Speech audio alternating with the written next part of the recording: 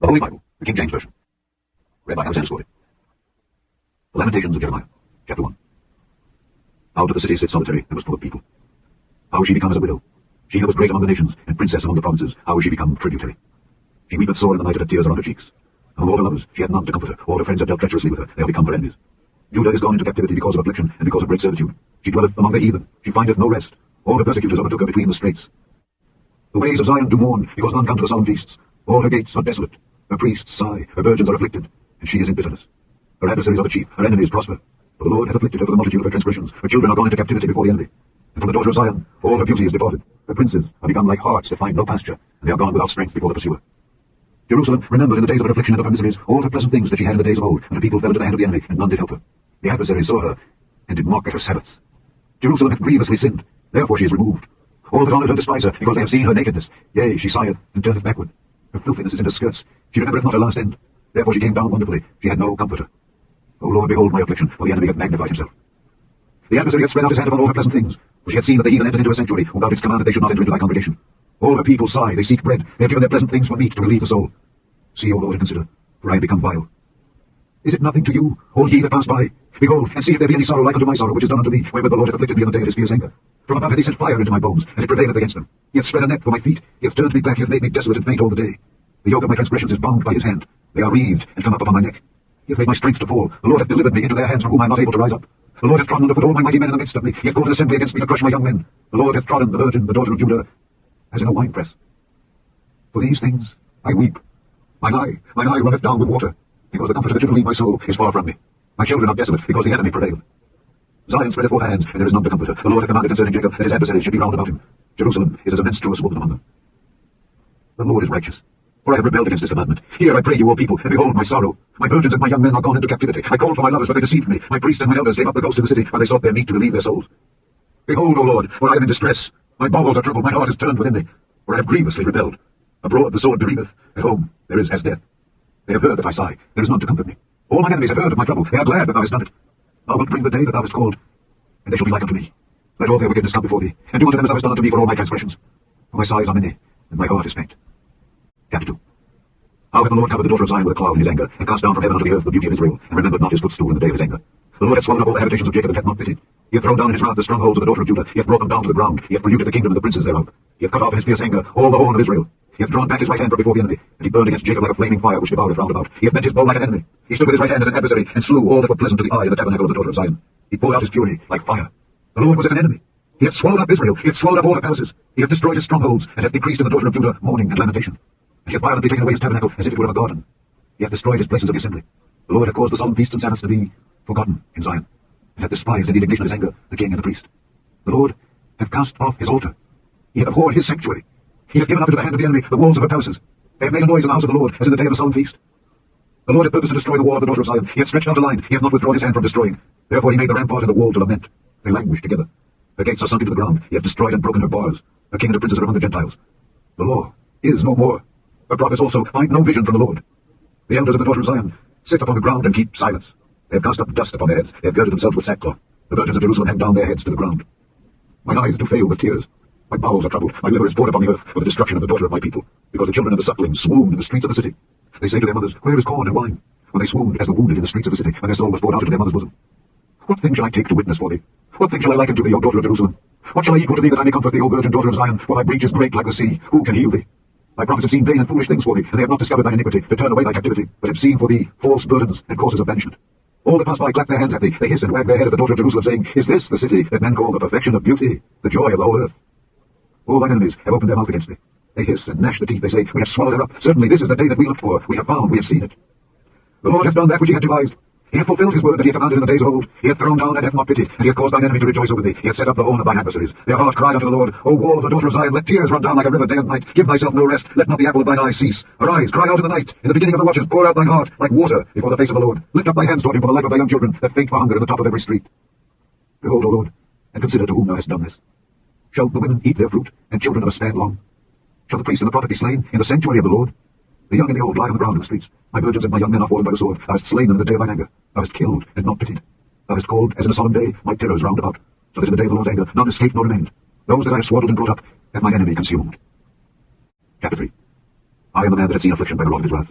He hath led me and brought me into darkness, but not into light. Surely against me is he turned. He turneth his hand against me all the day. My flesh and my skin hath he made old. He hath broken my bones. He hath built against me, and compassed me with gall and travail. He hath set me in dark places, as they that be dead of old. He hath hedged me about that I cannot get out. He hath made my chain heavy. Also when I cry and shout, he shutteth out my prayer. He hath enclosed my ways with hewn stone. He hath made my paths crooked. He was unto me as a bear lying in wait, and as a lion in secret places. He hath turned aside my ways and pulled me in pieces. He hath made me desolate. He hath bent his bow and set me as a mark for the arrow. He hath caused the arrows of his quiver to enter into my reins. I was a derision to all my people, and their song all the day. He hath filled me with bitterness. He hath made me drunken with wormwood. He hath also broken my teeth with gravel stones. He hath covered me with ashes. And thou hast removed my soul far off from peace. I forgat prosperity. And I said, my strength and my hope is perished from the Lord. Remembering my affliction and my misery, the wormwood and the gall. My soul hath them still in remembrance, and is humbled in me. This I recall to my mind. Therefore have I hope. It is of the Lord's mercies that we are not consumed, because his compassions fail not. They are new every morning. Great is thy faithfulness. The Lord is my portion, saith my soul. Therefore will I hope in him. The Lord is good unto them that wait for him, to the soul that seeketh him. It is good that a man should both hope and quietly wait for the salvation of the Lord. It is good for a man that he bear the yoke in his youth. He sitteth alone and keepeth silence, because he hath borne it upon him. He putteth his mouth in the dust, if so be there may be hope. He giveth his cheek to him that smiteth him. He is filled full with reproach. For the Lord will not cast off forever. But though he cause grief, yet will he have compassion according to the multitude of his mercies. For he doth not afflict willingly, nor grieve the children of men. To crush under his feet all the prisons of the earth, to turn aside the right of a man before the face of the Most High, to subvert a man in his cause, the Lord approveth not. Who is he that saith, and it cometh to pass, when the Lord commandeth it not? Out of the mouth of the Most High proceedeth not evil and good. Wherefore doth the living man complain, a man for the punishment of his sins? Let us search and try our ways, and turn again to the Lord. Let us lift up our heart with our hands unto God in the heavens. We have transgressed and have rebelled. Thou hast not pardoned. Thou hast covered with anger and persecuted us. Thou hast slain. Thou hast not pitied. Thou hast covered thyself with a cloud, that our prayer should not pass through. Thou hast made us as the ox scouring and refuse in the midst of the people. All our enemies have opened their mouths against us. Fear and a snare is come upon us, desolation and destruction. Mine eye runneth down with rivers of water for the destruction of the daughter of my people. Mine eye trickleth down and ceaseth not without any intermission, till the Lord look down and behold from heaven. Mine eye affecteth mine heart because of all the daughters of my city. My enemies chased me sore, like a bird, without cause. They have cut off my life in the dungeon, and cast a stone upon me. Waters flowed over my head. Then I said, I am cut off. I called upon thy name, O Lord, out of the low dungeon. Thou hast heard my voice. Hide not thine ear at my breathing, at my cry. Thou drewest near in the day that I called upon thee. Thou saidst, fear not. O Lord, thou hast pleaded the causes of my soul. Thou hast redeemed my life. O Lord, thou hast seen my wrong. Judge thou my cause. Thou hast seen all their vengeance and all their imaginations against me. Thou hast heard their reproach, O Lord, and all their imaginations against me. The lips of those that rose up against me, and their device against me all the day. Behold, they are sitting down and they are rising up. I am their music. Render unto them a recompense, O Lord, according to the work of their hands. Give them sorrow of heart. I curse unto them. Persecute and destroy them in anger from under the heavens of the Lord. Chapter 4. How is the gold become dim? How is the most fine gold changed? The stones of the sanctuary are poured out of the top of every street. The precious sons of Zion, comparable to fine gold, how are they esteemed as earthen pitchers, the work of the hands of the potter. Even the sea monsters draw out the breast, they give suck to their young ones. The daughter of my people is become cruel, like the ostriches in the wilderness. The tongue of the sucking child cleaveth to the roof of his mouth for thirst. The young children ask bread, and no man breaketh it unto them. They that did feed delicately are desolate in the streets. They that are brought up in scarlet embrace dunghills. For the punishment of the iniquity of the daughter of my people is greater than the punishment of the sin of Sodom, that was overthrown as in a moment, and no hands stayed on her. Her Nazarites were purer than snow. They were whiter than milk. They were more ruddy in body than rubies. Their polishing was of sapphire.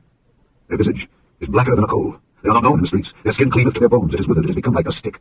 They that be slain with the sword are better than they that be slain with hunger. For these pine away, stricken through for want of the fruits of the field. The hands of the pitiful women have sodden their own children. They were their meat in the destruction of the daughter of my people.